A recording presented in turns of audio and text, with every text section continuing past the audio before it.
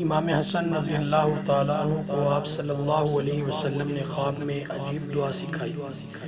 حضرت سیدنا امیر معاویہ رضی اللہ تعالیٰ عنہ کی طرف سے حضرت سیدنا حسن رضی اللہ تعالیٰ عنہ کا وظیفہ مقرر تھا 1,00,000 درہم۔ ایک ماہ وظیفہ آنے میں دیر ہو گئی اور بڑی تنگی آئی تو خیال آیا کہ خط لکھ کر یاد دلاؤں۔ قلم اور دوات منگوایا، پھر یکدم چھوڑ دیا۔ قلم کاغذ سرہانے رکھ کر سو گئے۔ خواب میں رسول اللہ صلی اللہ علیہ وسلم تشریف لائے اور فرمایا، حسن میرے بیٹے ہو کر مخلوق سے مانگتے ہو؟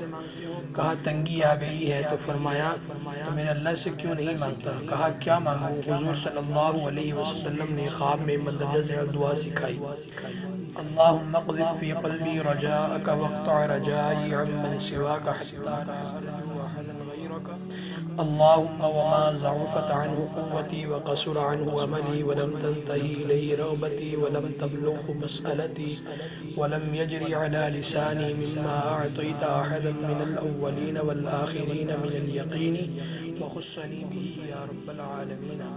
کیا زبردست دعا ہے بیٹا، یہ دعا مانگ۔ چند دن کے بعد 1,00,000 کے بجائے 15,00,000 پہنچ گیا۔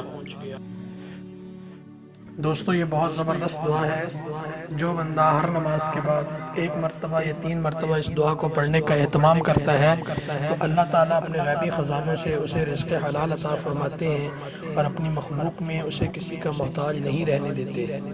تو امید ہے آج کی یہ ویڈیو آپ کو پسند آئی ہوگی۔ اگر آج کی یہ ویڈیو آپ کو پسند ہے تو اس ویڈیو کو لائک کریں، زیادہ سے زیادہ شیئر کریں اور ہمارے یوٹیوب چینل کو سبسکرائب کریں تاکہ اس جیسی اور بہت سی اچھی چیزیں آپ کو دیکھنے اور سننے کو ملیں۔ السلام علیکم۔